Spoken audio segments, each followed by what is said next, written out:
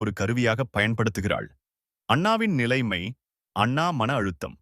கணவனை இழந்த தனிமையான தாய், நிதி நெருக்கடி, சரியான வேலையின்மை, புற்றுநோய் மற்றும் பகவாதம் போன்ற பல கடுமையான பிரச்சனைகளால் பாதிக்கப்பட்டிருந்தாள். அவளுக்கு வாழ்க்கையில் மகிழ்ச்சியாக இருக்க எந்த ஒரு வெளிப்படையான காரணமும் இல்லை. தியானத்தின் மூலம் கிடைத்த புரிதலானாலும் அண்ணா தினமும் தியானம் செய்தாள். தியானத்தின் போது அவள் சில முக்கிய உண்மைகளை புரிந்து கொண்டாள். மனதின் சக்தி.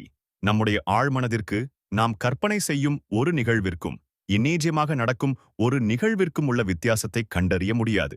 அதனால அவள் தன் எதிர்காலம் எப்படி மகிழ்ச்சியாக இருக்க வேண்டும் என்பதை உணர்ச்சிபூர்வமாக கற்பனை செய்யத் தொடங்கினாள். எபிஜெனடிக்ஸ், எபிஜெனடிக்ஸ். அன்பு, மகிழ்ச்சி, நன்றி மற்றும் உத்வேகம் போன்ற உயர்வான உணர்ச்சிகள் நம் உடலில் உள்ள மரபணுக்களை ஜீன்ஸ் மாற்றி ஆரோக்கியமான புரதங்களை உருவாக்க தூண்டும் என்பதை அவள் அறிவியல் பூர்வமாக புரிந்து கொண்டாள்.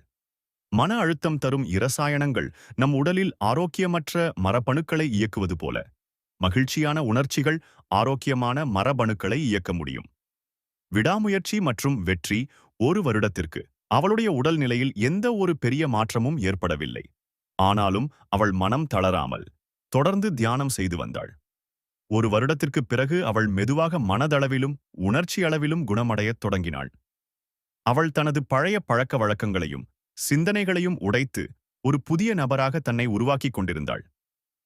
செரிமானம், இதயத் துடிப்பு, உடல் வெப்பநிலை போன்ற நம் உடலின் தானியங்கி செயல்பாடுகளை கட்டுப்படுத்தும் தானியங்கி நரம்பு மண்டலத்தை ஆட்டோனாமிக் நர்வஸ் சிஸ்டம் ஏஎன்எஸ் தனது உள் மனநிலையை தொடர்ந்து மாற்றுவதன் மூலம் சமநிலைப்படுத்த முடியும் என்பதையும் அவள் கற்றுக்கொண்டாள்.